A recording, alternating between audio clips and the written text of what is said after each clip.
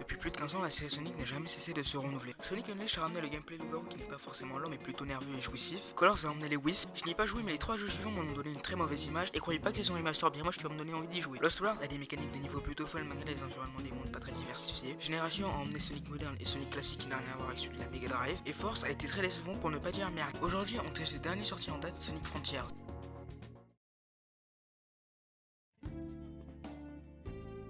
Je pense qu'il est important de se rappeler ce qu'il s'est passé avant la sortie d'un jeu histoire de voir comment il était perçu par la communauté.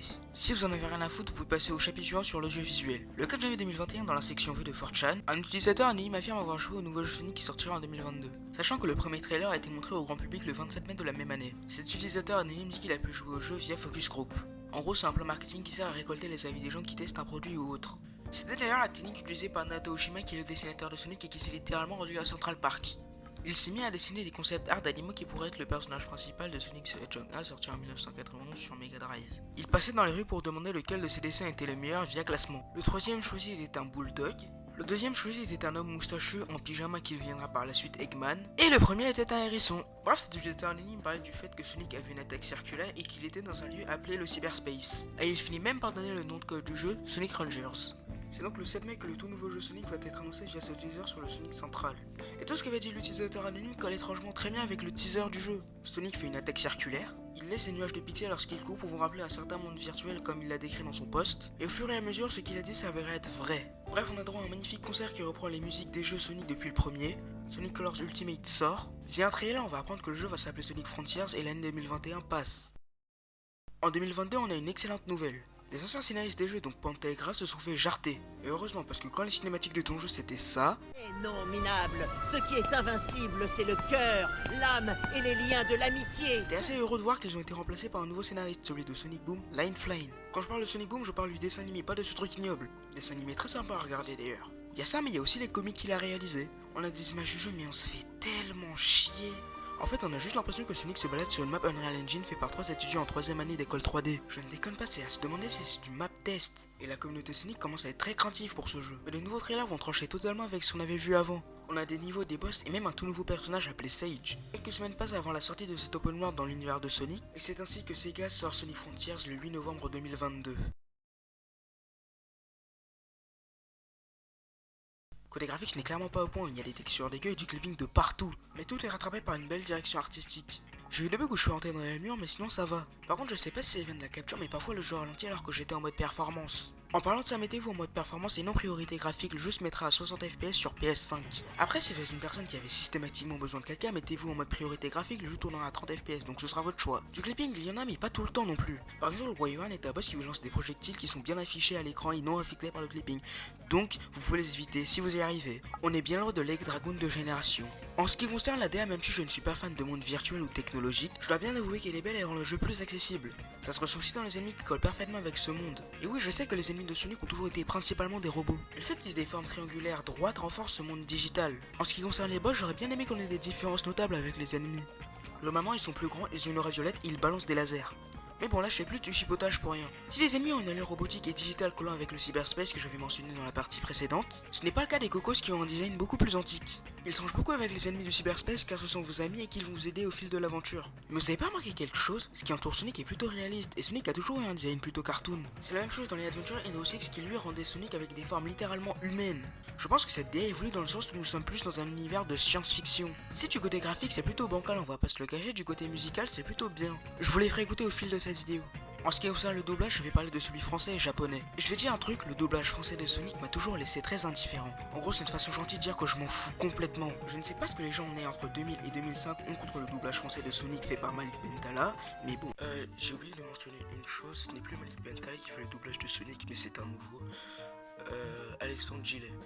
Donc voilà, j'ai oublié de le mentionner, mais ça n'empêche pas le fait que je trouve quand même le doublage de Sonic beaucoup plus fatigué. Je le trouve par contre moins énergique que dans Lost World par Déjà exemple. à la fin du monde, Eggman. Je crois que je prendrai une douche bien chaude une fois qu'on en aura fini. Parle d'un sauvetage, je suis à moitié fantôme. Oui, bon, je dois peaufiner ma technique. Qu'est-ce qui t'arrive? Ah, juste un effet secondaire de l'énergie qui émane de l'île. J'ai quand même fini par mettre les doublages japonais que je trouve infiniment mieux, sauf pour la voix d'Eggman qui reste pour moi これ égale. がこうして擬態化しておるんじゃからな。まるで人間のように見えるぞ。魂までは無理のようだな。 Garde un œil constant sur le hérisson. Je veux être informé. Bien, monsieur. Et continue de chercher un moyen pour me faire sortir d'ici.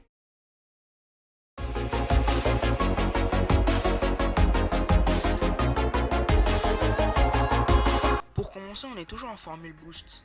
Je trouve mieux utiliser car on a une barre d'endurance et lorsque Sonic s'épuise, on ne peut plus booster. Vous pouvez encore plus booster lorsque vous obtenez le nombre maximal de rings. Vous avez droit à un drop dash, technique introduite dans Sonic Mania. Je la trouve mal utilisée car imaginons que vous sautez de très haut d'une tour par exemple et que vous tombez, bah vous n'irez pas plus vite que si vous l'aviez fait à terre. Et le bruit de cette technique est très trompeur.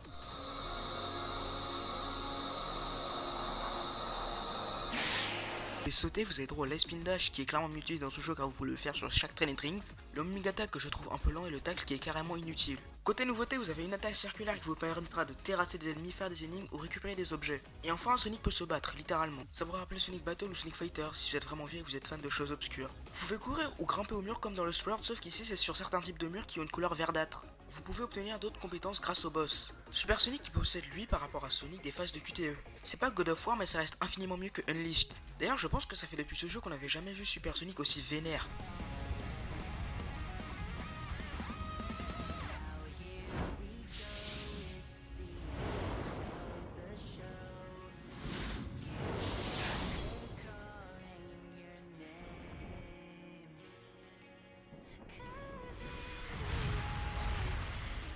Parlons donc de la partie open zone, si vous voulez bien. De toute façon, je m'en fous, c'est ma vidéo. Et là, vous allez me poser la question, qu'est-ce qu'un open zone par rapport à un open world? Pour faire court, ce sont plusieurs open world masqués dans ce jeu par des îles. Je vous ai dit que j'allais faire court. Et si vous pensez que parcourir ces zones doit être chiant, que Sonic doit courir dans des zones vides, que nenni! Car courir dans ces zones est un véritable plaisir, parce que c'est quand la dernière fois que vous avez pris du plaisir à voir que vous devez faire une quête, mais qu'en fait non, parce que vous êtes beaucoup trop bas level. Bah dans Sonic Frontiers, bah t'as pas ce problème. Ah, et pour les gens que ça énerve que je les tutoie, bah allez vous faire. Vous pouvez utiliser des rails un peu partout mais je trouve que c'est un gros défaut car c'est souvent un signe de facilité pour la Sonic Team.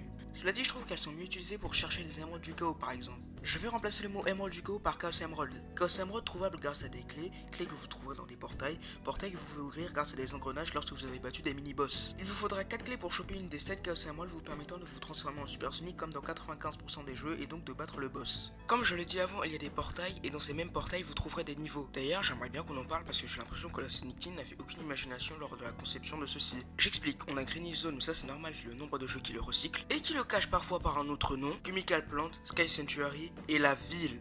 La putain de ville.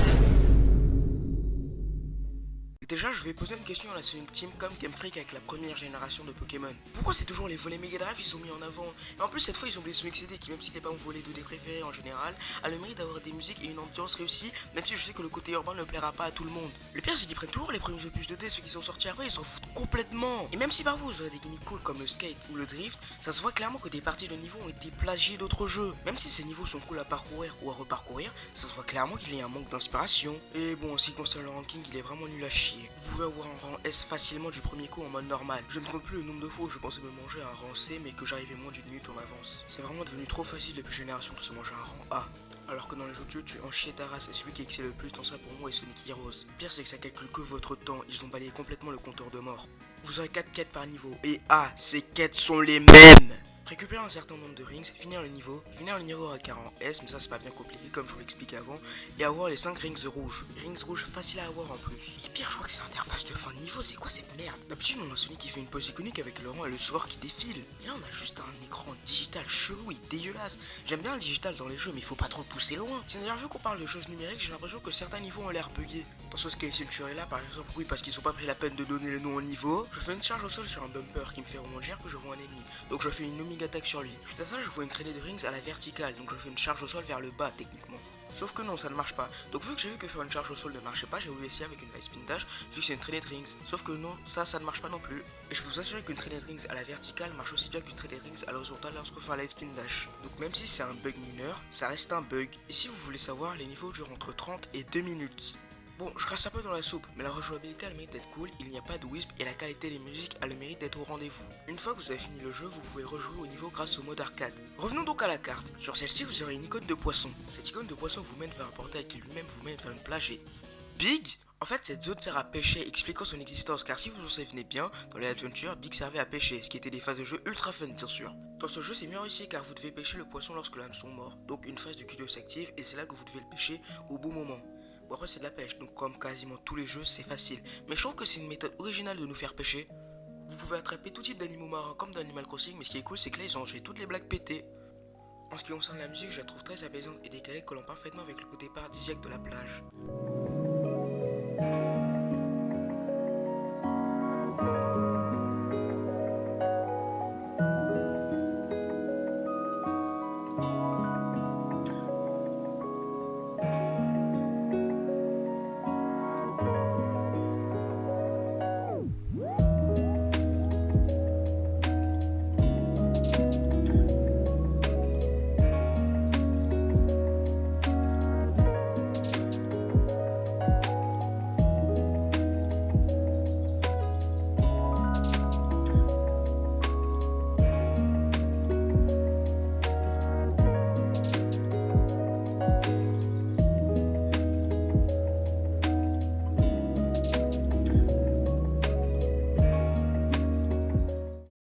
Sur cette plage, il y a d'autres fonctionnalités, mais je vais en parler un peu plus tard. Enfin bref, nouveauté sympa mais pas révolutionnaire, donc il faut pas déconner. Si vous vous rendez sur certaines parties de la carte de nuit, des lumières apparaîtront verticalement lâchant des fragments. Lorsque vous prenez ces fragments, vous accéderez à une sorte de casino qui vous fera gagner des pièces de voile qui vous permettront d'accéder à la pêche. Oui, parce qu'il faut payer big pour pêcher. Jack nous observe dans Adventure 2. Bon, par contre, pourquoi je ne peux pas désactiver la boîte de casino si je peux appeler ça comme ça? C'est pas dérangeant au point que ça me cache la boussole en haut, mais ça reste quand même chiant. Chaque jeu a sa méthode pour faire découvrir la carte aux joueurs. Dans Sonic Frontiers, vous aurez certains bonus qui vous permettront de faire découvrir certaines parties de la carte grâce à certaines épreuves. Atteindre une plateforme en un temps imparti, parer des ballons dorés ou remettre des volumes dans un bon ordre, et plein d'autres. Je trouve que par rapport à d'autres jeux qui utilisent toujours le même système pour faire découvrir la carte aux joueurs, Sonic Frontiers aime bien varier ce système et ça donne une vraie identité au jeu. Bon, sinon il y a toujours d'autres mécaniques chiantes. Il faut récupérer des jetons souvenirs pour parler aux personnages du jeu qui sont bloqués dans le cyberspace, dont seul Sonic a réussi à s'enfuir grâce à sa vitesse. Ces jetons sont des artefacts dispersés un peu partout sur la map.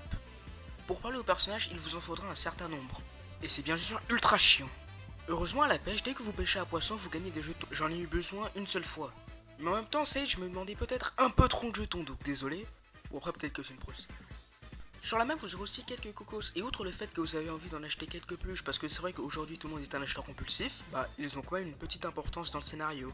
J'espère juste que dans les futurs jeux, ils feront pas comme avec les Wisp, comme dans Génération, Lost World et Force. Lorsque vous récupérez une Chaos Emerald, vous avez droit à un mini-jeu qui vous permettra de récupérer une autre Chaos Emerald. Ces mini-jeux sont donnés par des personnages bloqués dans le cyberspace, donc Tails, Knuckle et Amy. Chacun de ces mini-jeux a sa mécanique. Par exemple, Space Invaders, qui est plutôt sympa, mais j'ai plutôt galéré à la fin. Vous pourrez aussi jouer au flipper, très sympa malgré le fait que le gameplay soit un peu mou. Casser des boîtes ou récupérer des cocos, enfin bref, il y en a vraiment pour tous les goûts, et il y en a plein d'autres mais je vais pas en parler dans cette vidéo. Et à la fin de ces mini-jeux, on a droit à cette cinématique beaucoup trop stylée.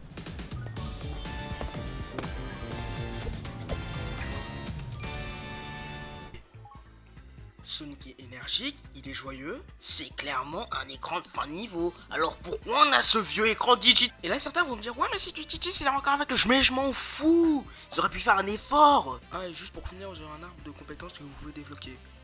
Voilà juste comme ça. Je trouve que dans l'ensemble le gameplay est bien, mais c'est juste que je me dis que parfois la Sonic Team aurait pu faire un effort. En tout cas s'il y a un truc que je peux vous dire, c'est que la nouvelle formule de ce jeu marche. Ouais bon, cette partie va être très courte. Comme dans tout jeu Sonic, vous avez droit à un boss. Et je propose qu'on en parle sans transition. Commençons donc avec le premier, le Giganto.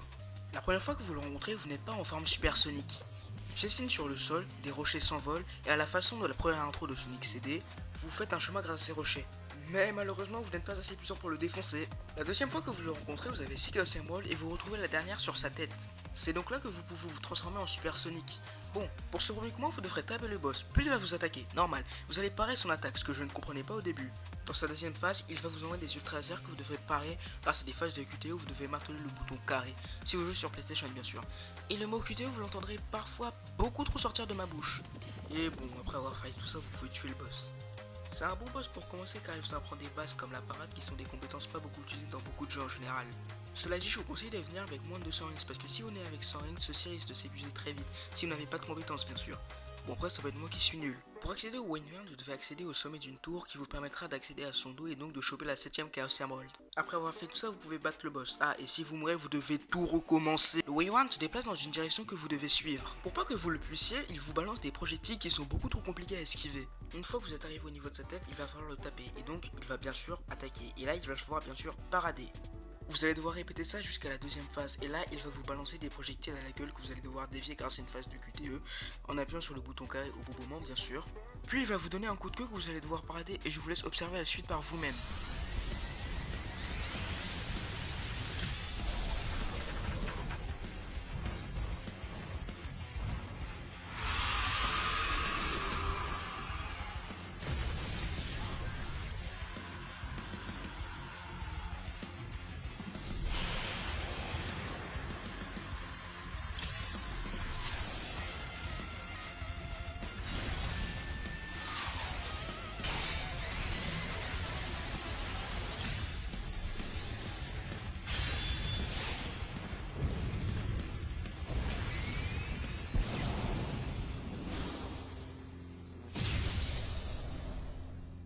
Ouais, je sais, c'est pas évident à expliquer, on a parfois l'impression de jouer à un jeu Platinum Games. Le troisième boss est le Knight. Pourquoi tu veux pas dire chevalier? Parce que c'est ma vidéo, je fais ce que je veux. Il va tourner sur tout le terrain et va s'arrêter pour vous attaquer et il va falloir parader, comme d'hab. Il va vous balancer bien sûr sur frisbee à la gueule qu'il va falloir, vous le devinez, parader, pour prendre son contrôle et se diriger droit sur lui avec le sien. Dans sa deuxième phase, il va se déplacer beaucoup trop vite pour que vous puissiez l'attaquer. Mais il balance son frisbee sur tout le terrain qu'il va falloir, à votre grande surprise, parader. Et grâce à ce même frisbee, vous allez devoir viser le boss. Vous allez ensuite devoir parader plusieurs attaques et plusieurs cinématiques vont s'enchaîner jusqu'à ce que Sonic parade l'épée du Knight. Oui, parce que le Knight a une épée qui ne sert strictement à rien. Vous vous souvenez quand parfois j'ai dit que j'ai l'impression de jouer à un jeu Platinum Games?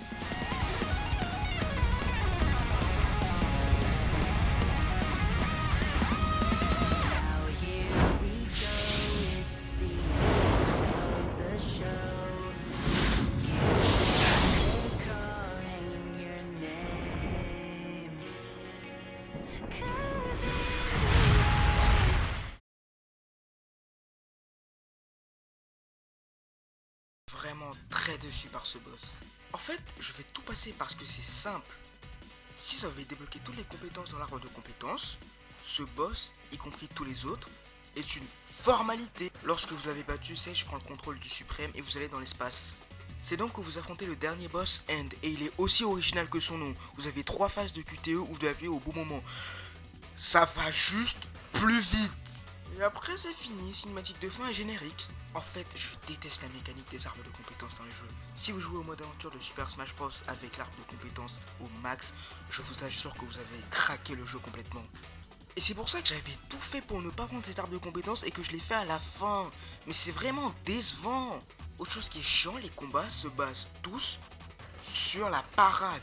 Certes, vous attaquez, mais la plupart du temps, vous allez parader. Et j'ai l'impression que le jeu veut que tu débloques les compétences, et ce, dès le début. Faire le premier boss avec 100 rings est beaucoup trop compliqué. Après avoir fini le jeu, je suis allé regarder une vidéo YouTube, et j'ai vu que le mec avait débloqué plusieurs compétences, il avait craqué le boss avec 100 rings. Donc, on estime que le jeu veut que tu débloques toutes les compétences. En gros, pour résumer cette partie, si vous voulez le challenge, ne mettez pas l'arbre de compétences. Au contraire, si vous voulez complètement péter le jeu, mettez-le.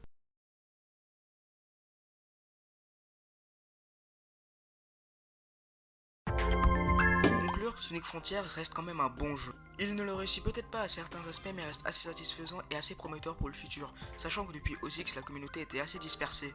D'ailleurs, en parlant de futur, je viens d'apprendre que pour juin 2023, il y aura peut-être des DLC où on pourra contrôler d'autres personnages que Sonic. Ça reste des rumeurs, certes, mais ça reste quand même intéressant. Désolé de ne pas avoir parlé de la partie scénario qui consiste à libérer les amis de Sonic bloqués dans le cyberspace, ou de parler des inspirations du jeu qui sont un peu inspirées de Zelda Bout, mais dites-vous que j'ai les cours à côté et c'est un peu compliqué d'être youtubeur en même temps. Et du coup, est-ce que c'est un beau Sonic 3D? Bah oui.